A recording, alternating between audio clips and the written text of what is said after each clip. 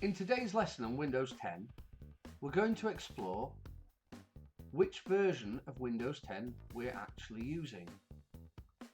In order to do that, we quite simply click on the Start button and hover over this little cog and click on Settings.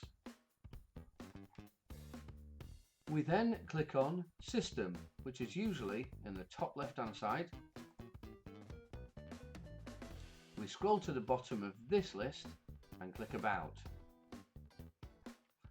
We then scroll down here, and right here it says Edition.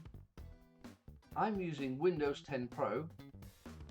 Yours could say Windows 10 Home or many other things. But if you want to know which version of Windows you're running, this is what you're looking for, just here. There's one other thing. You might be running a 32-bit version of Windows. You might be running a 64-bit version of Windows. You'll find that information just here.